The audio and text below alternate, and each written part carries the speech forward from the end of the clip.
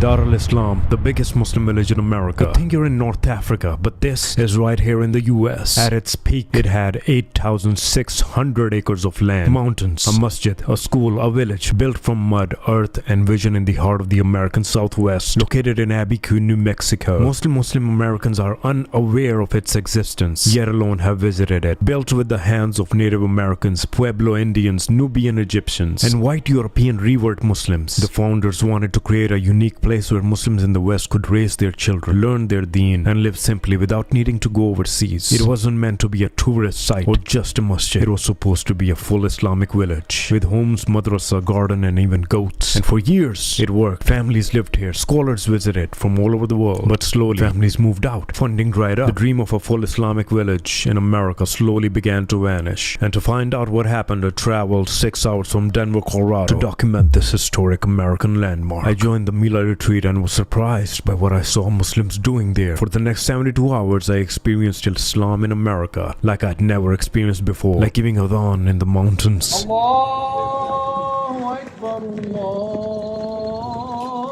Akbar. But I had so many questions. Like, who were the people behind this village? What it's like to live in the only Muslim village in America? And why did the people of the village leave? Why did it fail? Along with my friend Yahya, we met Brother Rafat, Dar al-Islam executive director, who told us things about this place we couldn't believe. It's the largest adobe building in North America, 30,000 square foot. Dar al-Islam has probably one of the largest endowments of any Muslim organization in North America. The most shocking thing I saw, that your voice can travel across the walls. Hello. Assalamu alaikum. How are you? Even a whisper is heard from corner to corner. So here, the voice travels through the dome to the other side. And then we whisper here, and he can hear very clearly. Yeah.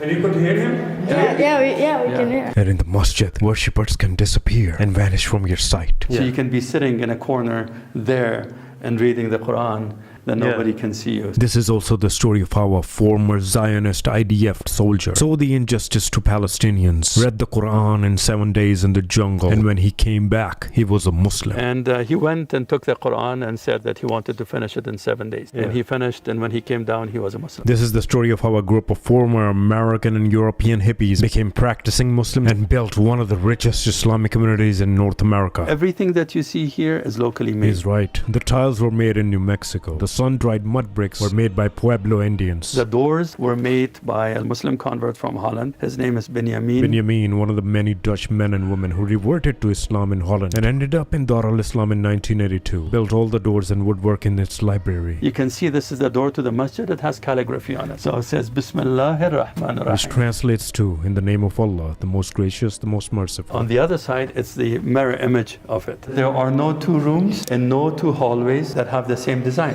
Each one has its own unique design. In the 1960s, peace, love, and rock and roll, a man named Nuruddin Durki, they write a book called Be Here Now, and this book explodes. It sold millions and millions of copies. Their lives changed forever. With the sales of that book, they made a lot of money. They built a center called Intensive Study Center to study different religions. But here's where it gets even more interesting. And then they thought about writing another book. This time about peace between Christianity, Judaism, and Islam. They went to Palestine. None of them are Muslim, remember that. And then one day he is sitting in a bus when an old sheikh behind him asks through a translator, "Do you think there will be peace among the three religions?" And he turns around and there's this old sheikh sitting there. He invites them into his home. And a few weeks later, all 20 of them converted to Islam. They came to write about peace, but they couldn't ignore the injustice they witnessed against Palestinians. So they abandoned the book, they came back. Their lives forever changed. And you know what? The story isn't over. It's still being written. Right now, as I'm telling you this incredible journey, the next chapter is about to begin. And this time, you can be a part of it. I'm inviting you to come and experience this dream turned reality. Bring your family. Be part of something extraordinary. We're hosting a family retreat at this very place, America's most beautiful Muslim village. You'll walk through the same courtyards where shuyukh gave lectures. You'll pray in the masjid designed by Egypt's master architect. You'll sit under those same apple and plum trees that are still bearing fruit after all these decades. And here's the best part. You'll be learning from Mufti Wasim Khan of Isra Foundation, surrounded by families just like yours. SubhanAllah, the Ummah is looking at the beauty,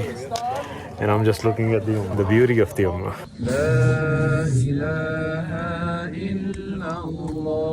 But back in New Mexico, the hippies were living their free lifestyle at Lama Foundation. When they came back, now there are these 20 Super emotional new Muslims, and they wanted to turn everything into Islam. to convince everybody else to change the intensive study center to Islamic study center. What do you think happens next? Pure chaos. They start fighting. The conflict gets so bad that they basically pay Durkee to leave. And because he was one of the founders of Lama Foundation, they couldn't just kick him out. They suggested to him that, look, you're a new Muslim and you need to learn about your religion and you want to learn about your religion. So we'll give you a 3-year stipend scholarship to go to Mecca to learn about your religion. But here enters our second character. He grew up in a Zionist family and thought that everybody's equal, and then suddenly he recognized that all of those equality and justice, etc., was only for the Jews and did not mean anything for the Christians and Muslims among the Palestinians. His entire worldview shattered. He quit the Israeli military, traveled the world, and ended up in New Mexico. Lama Foundation had these areas where you could be completely secluded. You'd be up in the hill, in the forest. This former IDF soldier goes into complete isolation with just the Quran, planning to read it in 7 days. And when he comes down from that mountain, he's a Muslim. Nuruddin Durkee appointed him to be responsible for the Islamic Service Center. Meanwhile, Durkee in Makkah meets a Saudi businessman. Sahel Kabani, they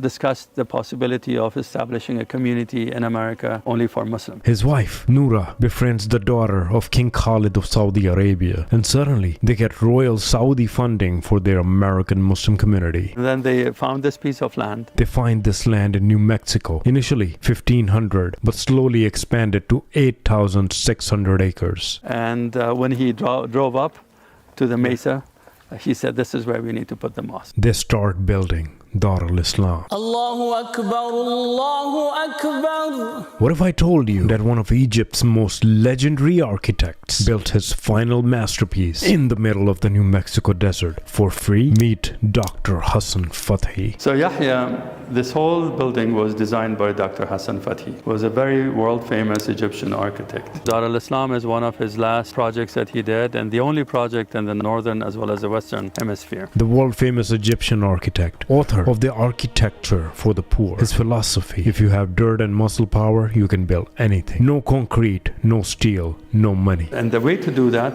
was to build domes and vaults. So you can see here, there's a dome. The dome construction, these are mud bricks that are piled up like that. And then the vault, this is a vault. A vault is an elongated dome. So this is a long dome. In 1979, he was approached and asked to design this building. His first reaction: this could be a disaster. Initially, he was hesitant because he thought, I haven't built anything in this area. I don't know the weather conditions, so it might not work out very well. But somehow they convinced him, and he does it completely for free. Hassan Fathi chooses a Nubian design. So Nubia is a region south of Egypt, north of Sudan. A historical kingdom with pyramids. But here's what's genius about it. It's all adobe. If you look at the hallways, this hallway is very unique in its shape, right? And now you turn around and you look at this hallway, and it has a completely different design and a completely different feel to it. While Persian and Turkish masajid reach for the sky with massive domes, the Nubian architecture stays low, intimate, and personal. A lot of these private spaces. You want to read the Quran in private? You'll be sitting in the masjid, but nobody will be able to see you. These intimate spaces that it creates. You want natural air conditioner? Air flows through special ventilation systems. But in Africa, there would be no glass, so air would flow into the building,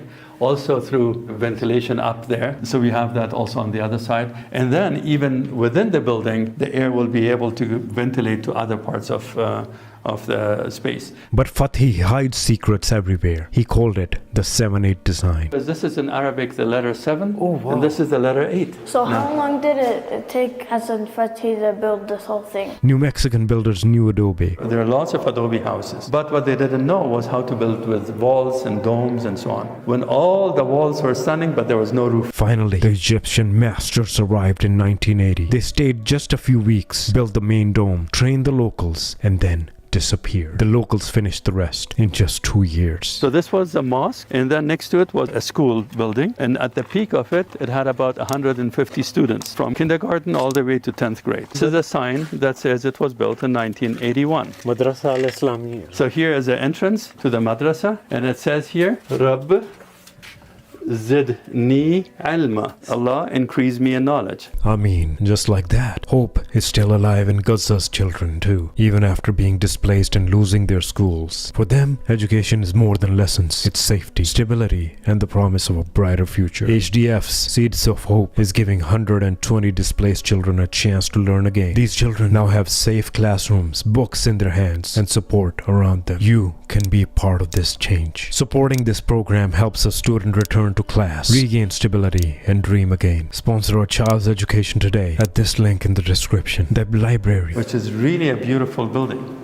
We have some very unique books in there for all ages, in German, in English, in French, even in Latin, in Italian. So this is a beautiful, beautiful library. Here are the German books and the French books. the library has layers upon layers of arches. So when you stand here, you're able to see the magnificence of the architecture. And then when you stand here, and now if you can take that image, you'll see all the different arches. 1, 2, 3, 4 levels all in one view. In those interior courtyards, you can literally sit under apple and plum trees, Wow. So, yeah. which are still bearing fruit today. You can see here, you can sit under an apple tree, plum tree, and then do some reading, drink a cup of tea. In the middle of the tree, I came here and I ate a plum. Oh, there you Yeah. go. This place isn't just a museum. This place is incredibly comfortable and beautiful, and the atmosphere it offers because of the surrounded walls, the interior courtyard is very quiet, very peaceful, but still you have the outdoor conditions. So we had the Rumi Center, for example. There were about 50 people that in the beginning of July did their retreat, and they were doing a lot of their sessions right here. So the scholars were sitting there. They had carpets here, little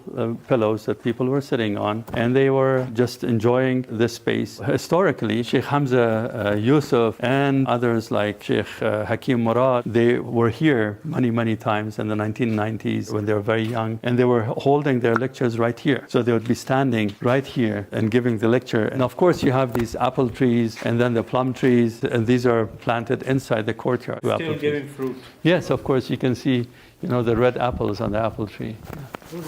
The apples are right here. Yeah. Okay, so let's go into the masjid, inshallah. Inshallah. And see what's going on in the masjid. Bismillah because it's a ar-Rahman ar-Rahim. beautiful, beautiful building. This is the moment we've been waiting for. Assalamu alaikum wa rahmatullahi wa barakatuh. When we come in, we have the wudu area for washing up, which is in itself a very beautiful design. There's also a wudu area for the women. And then, of course, we take off our shoes and we put them in the rack here.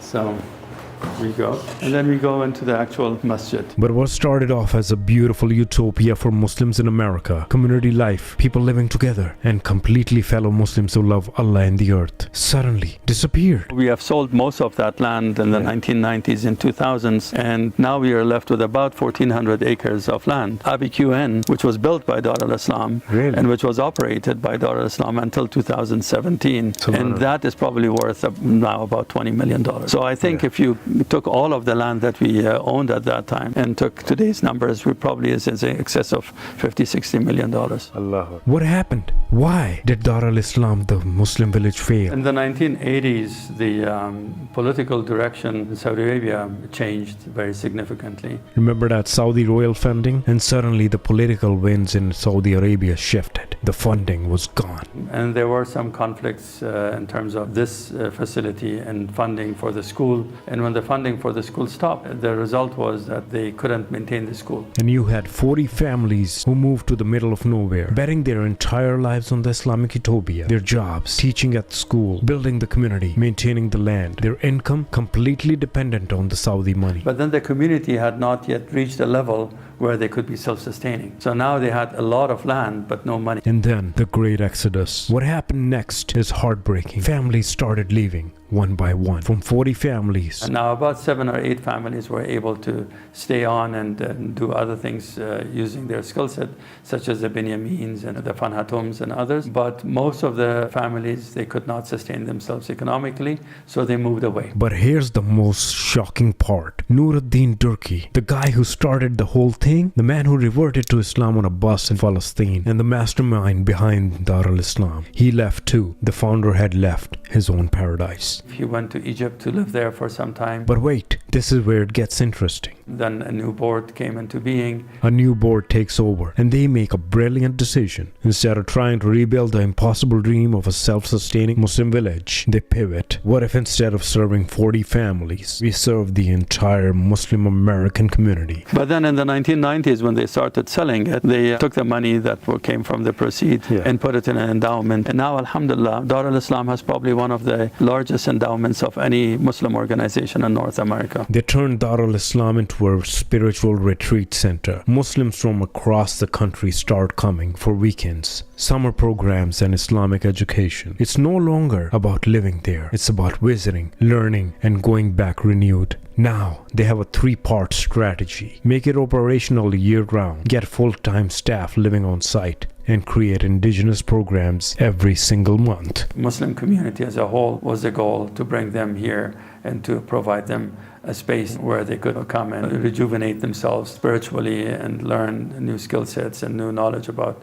Islam. So as a result, I was brought on board as executive director. And they figured out the secret sauce. You don't need 40 families living there permanently. You just need thousands of Muslims visiting throughout the year, each taking a piece of that spiritual energy back to their own communities. Dar al-Islam died twice and was reborn 3 times. From hippie commune to Saudi-funded utopia to abandoned ghost town to retreat center to whatever comes next. Okay, Yahya, it's wonderful to have this tour with you. Thank you for sharing their knowledge with us. Yeah, no, you're was wonderful. great. Yeah. You know, this place is for you. When you grow up, when you become, finish college, and even before that and after that, and then when you get married and you have children, you can bring your children here. And just like your family, your father and your friends came here before you, they will come after you also, inshallah. This place, inshallah, is going to be here for decades to come for all of the Muslims, inshallah, in North America. Okay? Inshallah. Have a beautiful, beautiful life. Wish you all the best. Thank you. You too. You're a wonderful person. Yeah, inshallah.